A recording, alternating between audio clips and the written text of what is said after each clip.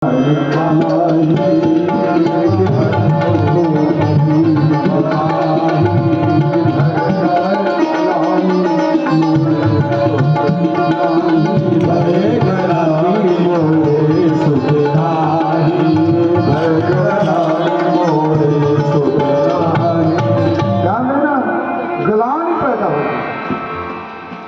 मेरे पुत्र ने, और ध्यान देना सज्जन, जहां जहां मनुष्य में एक बार की चौपाई का प्रकरण आया है वहां कोई न कोई गूढ़ कथा है। और एक बार की चौपाई बहुत है। एक बार चुन कुसुम सुहाए, एक बार कर करतल बीना, एक बार भूपति मनमान, न जाने कितनी चौपाइयां जो एक बार से ही शुरू होती। तो मेरे कहने का कुल अर्थ कि जहां एक बार का प्रसंग आया है वहां कोई न कोई गूढ़ रहस्य छिपा है। तो यहाँ चौपाई आई है, एक बार भूपति मनमान, एक बार भूपति मनमान, भरतरानी मोरे सुधराई, भरतरानी मोरे सुधराई। और ये रहस्य क्या है तो मैं आपको बताऊं। इंद्र की मित्रता होने के कारण एक बार राजा दशरथ जी इंद्रलोक गए और इंद्रलोक में इंद्र ने उनका भव्य स्वागत किया। आधे सिंहासन में बैठाया, नंदन वन से फूलों की माला मंगाकर और राजा दशरथ जी को माल्यार्पण किया। भव्य स्वागत। पर जरा ध्यान देना, उस स्वर्गलोक के फूल थे, धरती के फूल नहीं, और उनमें इतनी सुगंध थी कि राजा दशरथ जी उस सुगंध को बर्दाश्त नहीं कर पाए। तो राजा दशरथ जी वो माला को उतार कर रख दी।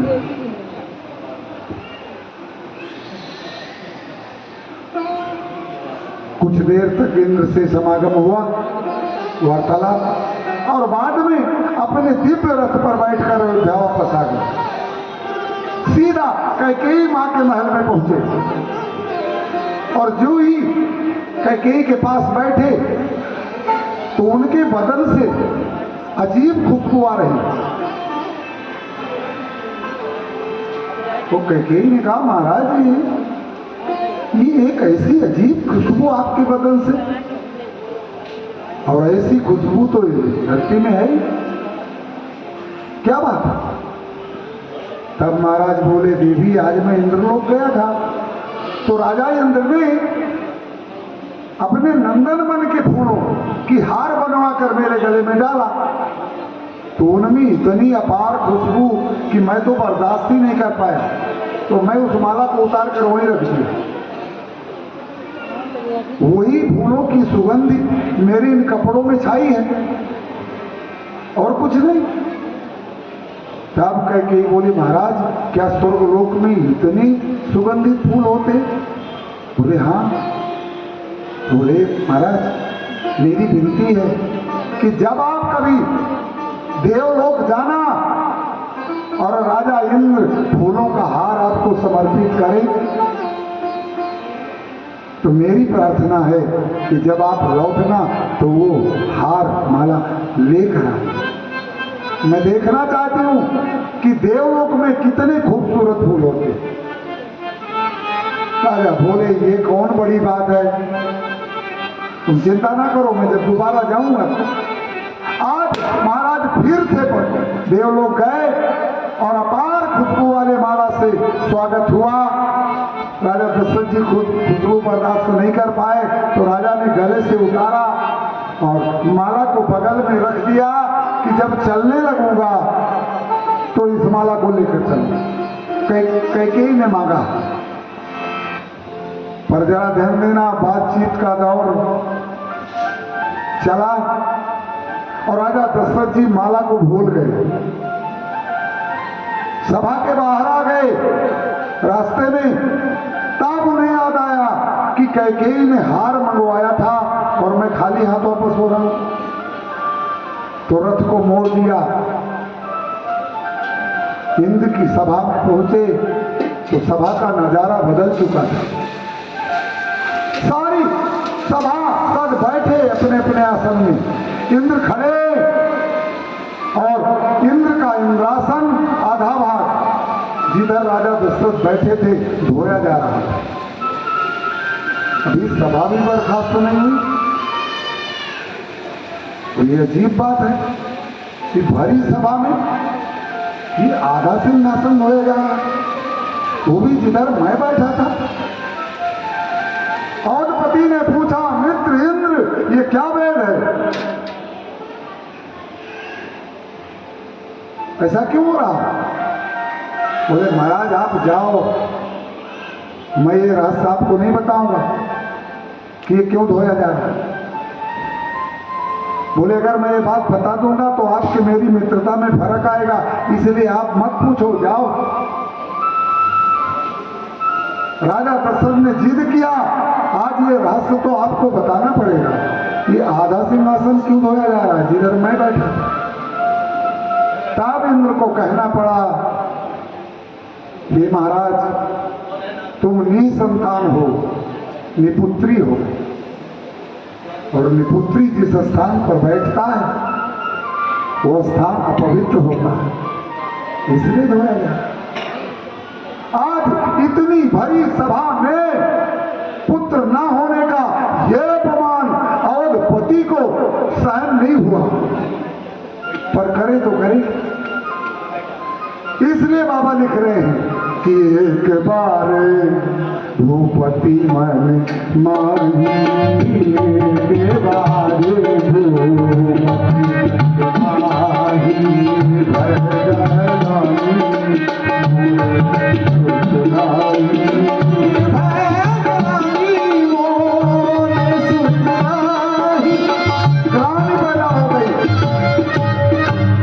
जरा ध्यान देना सज्जनों, जीवन में कोई विपत्ति आए, दुख आए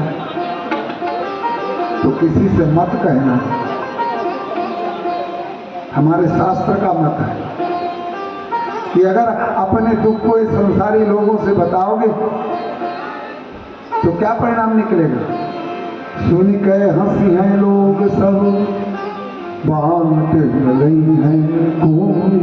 सुनकर लोग हंसेंगे, कोई बांटने वाला नहीं।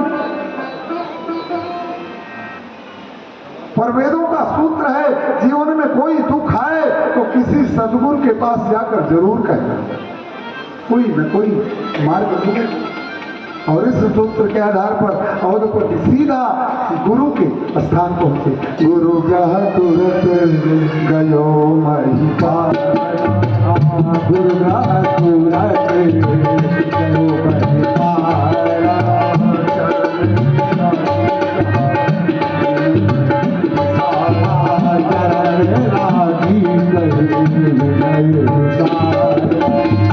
के चरणों में विनती किया और अपना सुख और दुख दोनों वर्णन किए। समय बहुत और कथा बहुत विराट।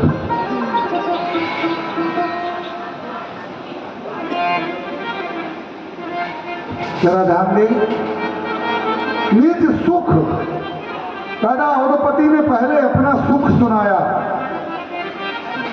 तो सुख क्या सुनाया कि आपकी कृपा से मैं इतना बड़ा राजा हूं, मेरे धन वैभव की कोई नहीं, मैं त्रिलोक का चक्रवर्ती राजा हूं, इंद्र मेरा मित्र है। नहीं, ये भी सुख नहीं बताया। तो क्या सुख बताया? बोले गुरुदेव, मुझे श्रवण कुमार के अंधा माता पिता का श्राप है कि तू पुत्र के वियोग में मरेगा। तो हे गुरुदेव, मेरी आत्मा कहती है कि मुझे जीवन में पुत्र का संयोग होगा, तब तो वियोग आएगा, पुत्र मुझे भी होगा। क्योंकि पहले संयोग आता है, बाद में वियोग होता है। तो पुत्र तो मेरे होगा ही, मेरी आत्मा मान गई। पर हे गुरुदेव, दुख इस बात का है कि चौथापन लग गया, मेरे बाल भी पकने लगे, पर अभी पुत्र हुआ नहीं। तब गुरुदेव ने ध्यान लगाया, त्रिकालदर्शी महात्मा वशिष्ठ ने, तो सब जान गए कि रावण ने कठोर तपस्या करके ब्रह्मा जी से वरदान मांग लिया है कि दशरथ के कोई पुत्र नहीं होना चाहिए। तो विधाता की लेखनी दशरथ के पुत्र नहीं होगा। तो गुरु को लगा कि मैं राजा को बता दूं कि तेरे पुत्र नहीं होने वाले, तो दुख मत कर, भाग्य का प्रसिद्ध हो। पर गुरुदेव स्वयं डर गए कि अगर मैं आज ऐसा बोलूंगा तो मुझे नर्क जाना पड़ेगा। ध्यान देना भाई बहनों, कुछ लोगों के लिए नर्क का दरवाजा 24 घंटे खुला रहता है। कुछ लोगों को बताऊं, किसी को बुरा ना लगे। विप्र परोसी वैद गुरु हर कारो नरक, और इनको नरक विशेष है और इनको जब तब। यानी ना ब्राह्मण को नरक जाना पड़ता, सब ब्राह्मण को नहीं, सब ब्राह्मण को नरक नहीं जाना। जो अपने कर्मों पर अटल है उन ब्राह्मणों को नरक नहीं होता। पर कुछ ब्राह्मण ऐसे होते हैं जो यजमान से संकल्प ले लेते और पाठ पूरा नहीं करते। नवरात्र आती है ना, तो अपने 20 यजमानों से संकल्प लिया, मैं दुर्गा सप्तशती का पाठ तेरे नाम का करूंगा, 20 संकल्प, और पाठ एक भी नहीं। 20 जगह की दक्षिणा दिया और पाठ नहीं किया, ऐसा धूर्त ब्राह्मण नरक जाए, कोई दो राय नहीं। तो विप्र पड़ोसी, पड़ोस में रहने वाला पड़ोसी भी नरकगामी होता है। पड़ोस में तभी कोई दुर्घटना घटेगी जब पड़ोसी खुफिया करेगा, ऐसे घटना कुछ नहीं हो सकता। ऐसा पड़ोसी भी नरक का। तीसरा वैद्य, या अगर कोई वैद्य डॉक्टर बैठा हो तो क्षमा करना, ये वैद्य और डॉक्टर सब जानते हैं कि इसका बुखार मेरी इस गोली से चला जाएगा, दवा इस चूरन को दूंगा वैद्य ठीक हो जाएगा, लेकिन कम पावर का देंगे पर कम पावर का देंगे कि कम से कम 3-4 बार आएगा, तो फीस लूंगा, दवा का पैसा फीस भी तो लेते हैं। देखिए ऐसे वैद्य और डॉक्टर को भी नरक जाना। विप्र परोसी वैद्य गुरु, गुरु को भी नरक जाना पड़ता है। हमारे भी बहुत शिष्य हैं, कभी भगवान ना करे ऐसा, क्योंकि गुरु को भी नरक जाना पड़ता है। बहुत से लोग आग्रह कर लेते हैं, आप ज्ञानी हो, हमें मंत्र दो, हमारा भी बेड़ा पार हो, तो दया बस होता है, चल भाई ब्राह्मण का धर्म है मार्ग बताना, हम मार्ग बताना। पर जरा ध्यान देना, सब गुरुओं को नरक नहीं जाना। कौन सा गुरु नरक जाता है कि हर शिष्य धन रोग न है, हरे शिष्य रोग न है,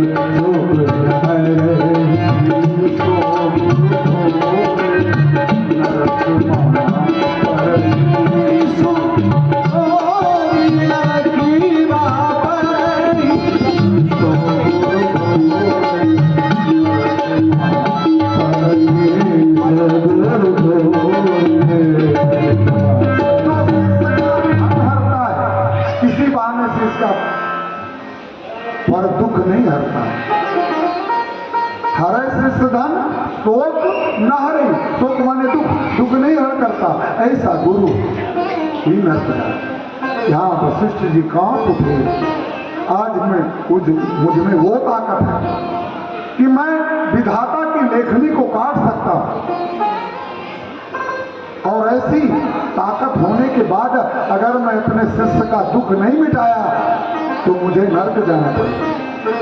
तो गुरुदेव समझाया, धैर्य को धारण कर, तू एक पुत्र के लिए रो रहा ना, तेरे 4 होंगे, 4 गर्भ धीर हुई है सुख चारी, त्रिभुवन विदित त्रैलोक विख्यात, भक्तों के भय को हरण करने वाले हो।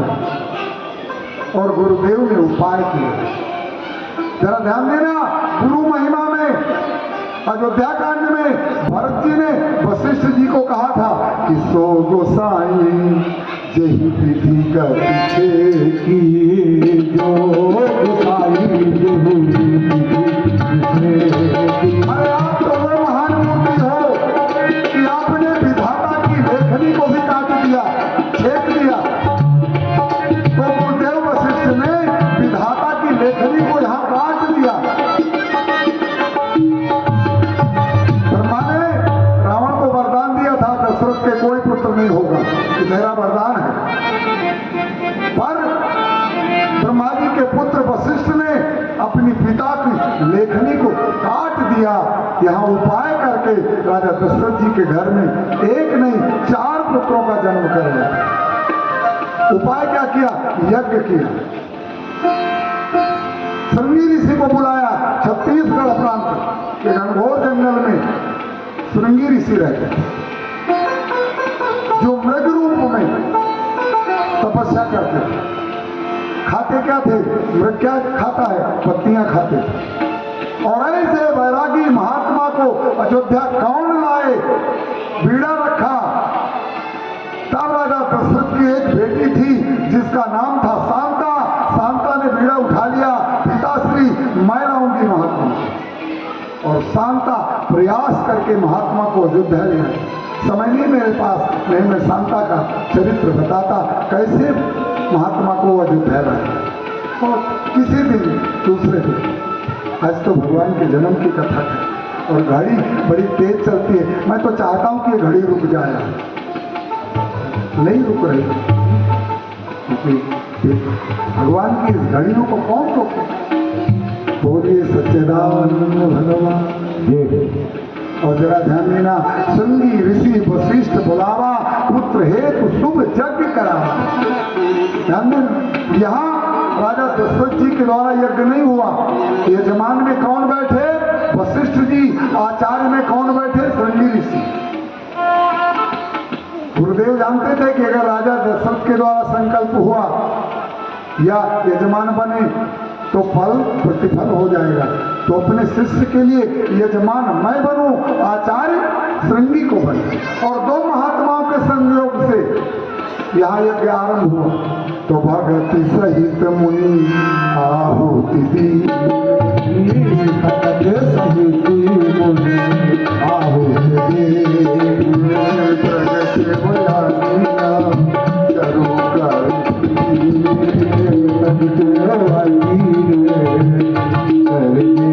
ध्यान देना, 2 ब्राह्मणों ने यज्ञ को आरंभ किया और उस यज्ञ का प्रतिफल क्या हुआ कि तीसरा ब्राह्मण प्रकट हो गया। सांडिल गोत्रीय मेषध्वज अग्नि देवता यज्ञ कुंड से प्रकट हो गए और खीर लेकर प्रकट हुए।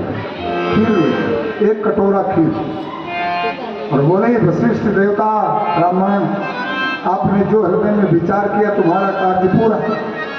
इस प्रसाद को यथा योग्य, बराबर नहीं, जैसा उचित समझे वैसा 4 भागों में करके और रानियों में वितरण किया जाए। इस अभी के प्रभाव से 4 पुत्र पैदा हुए। और इतना कहकर अग्नि देवता अदृश्य हो गए। गुरुदेव ने उठाकर वो प्रसाद अवधपति राजा दशरथ के हाथ में थमाया। इस प्रसाद को यथावत जैसा समझना, जिस रानी को जितना भाग उतना देना, 4 भागों में देना, जाओ। और राजा दशरथ उस खीर को लेकर अपने महल में आए और बाबा लिखते हैं कि तब ही राय प्रिय नारी बुलाई, तब ही राय प्रिय नारी बुलाई,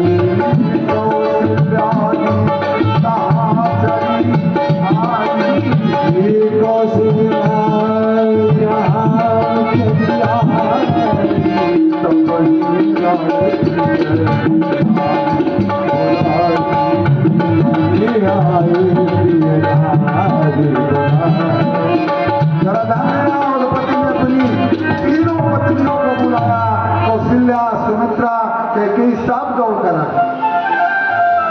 और राजा दशरथ जी ने उस खीर का आधा भाग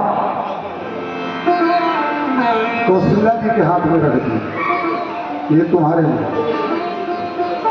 और भाग कौशल्य ही नाव, आधा भाग शेष है। तो द्रौपदी ने फिर 2 टुकड़े कर दिए, तो एक भाग को कैकेयी को दे दिया, जो चौथाई भाग बचा है उसे फिर 2 टुकड़े कर दिए। तो चाहते राजा दशरथ दोनों भागों को सुमित्रा के हाथ में रखते, पर राजा दशरथ ने ऐसा नहीं किया, सुमित्रा को नहीं दिया, फिर से कौशल्या को और फिर से कैकेयी को एक एक भाग दे दिया, सुमित्रा को नहीं दिया। ये बहनों, क्या सुमित्रा राजा की रानी नहीं थी? क्या उसे ये भी प्रसाद लेने का भी हक नहीं था? राजा दशरथ जी ने उसको प्रसाद क्यों नहीं दिया? और अगर आप मुझसे पूछो तो मैं कहूं कि सुमित्रा तीनों रानियों में सबसे बड़ी थी, सबसे जेठी थी। और राजा दशरथ जी ने उसे क्यों नहीं दिया? कि कथा लंबी हो जाएगी, तो आप याद रखना, इस कथा को मैं कल सुनाऊंगा। आज तो भगवान का जन्म करना है, ये सब लोगों ने तैयारी किया है, हमारे समिति वालों ने भगवान के खीर, दिव्य प्रसाद, झूला भगवान का, बिल्कुल सब भगवान के दर्शन के लिए आतुर है। तो मुझे भी थोड़ा कथा में संक्षेप करो। कल सुमित्रा चरित्र थोड़ा क्यों नहीं दिया कल? और ये सबसे बड़ी थी। सुमित्रा का विवाह राजा दशरथ जी के साथ सबसे पहले हुआ है, बाद में कौशल्या का विवाह हुआ, उसके बाद कैकेयी का विवाह हुआ। यही पूर्ण कथा कल आई। तीनों रानियों को प्रसाद दिया।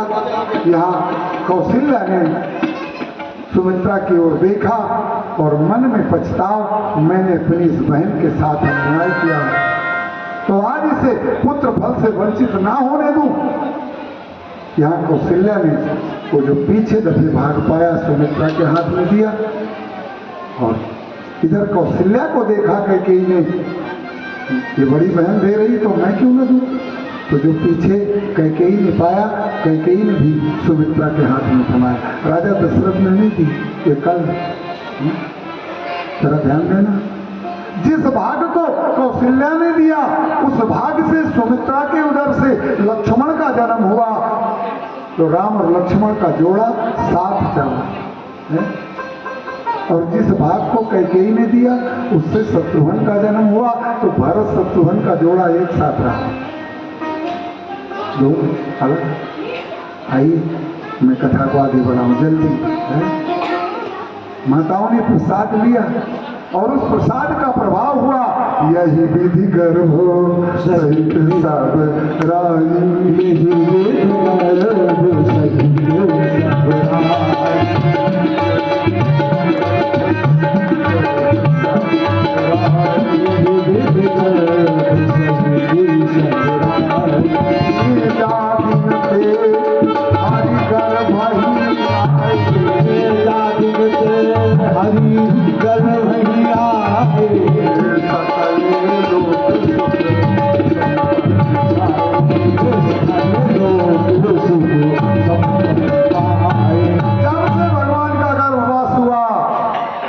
धरती में सुख संपत्ति अपने आप वैभव प्रकट हो गई। अयोध्या की तो दशा का वर्णन क्या, वैभव, शांति शांति।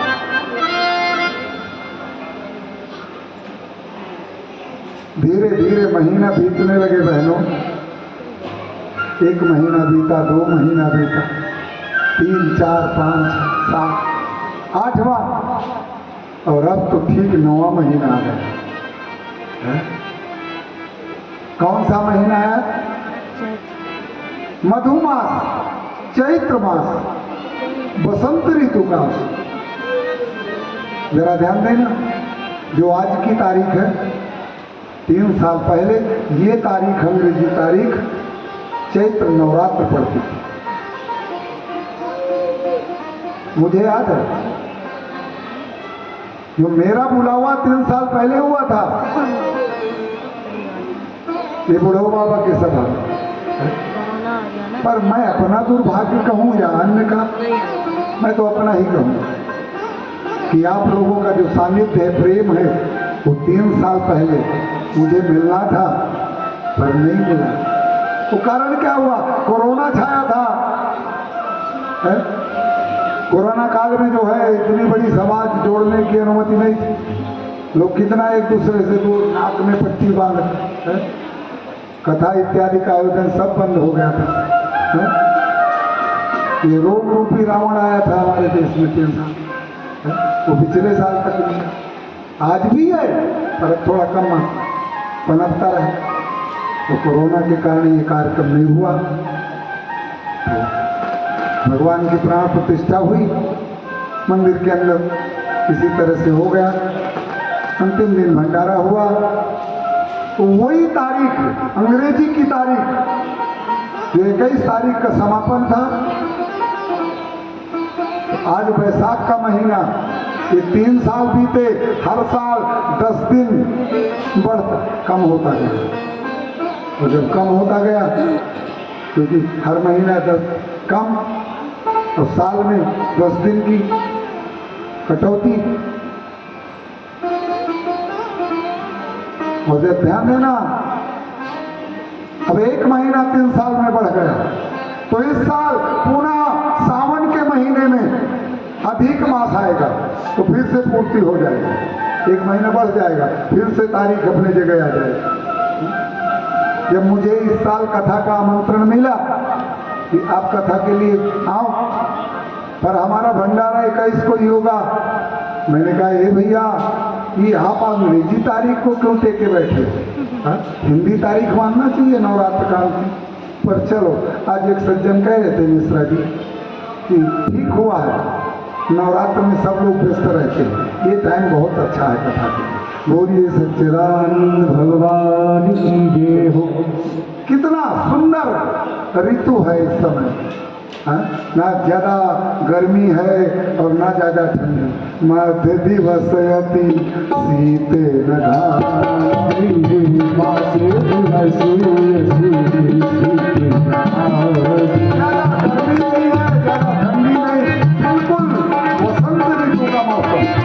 नवरात्र चैत्र का महीना और नवमी की तिथि, कौन सा तिथि? नवमी। आज नवमी नहीं है, आज 3 साल पहले नवमी थी, पर आज नहीं, घट बढ़ करके अंग्रेजी में पहुंच गए ना, इसलिए जरा ध्यान देना। कौन सी तिथि? मान लो अपने हृदय में कि आज नवमी ही है तो द्वादशी, पर आज नवमी तिथि मधुमास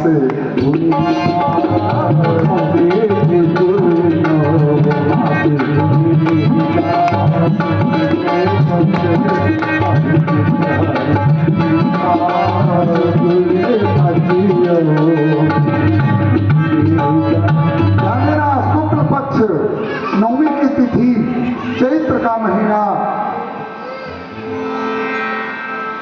परमात्मा का जन्म बिल्कुल समीप आ गया। देवताओं ने जाना कि परमात्मा अवतार लेने वाले हैं, तो करोड़ों विमानों में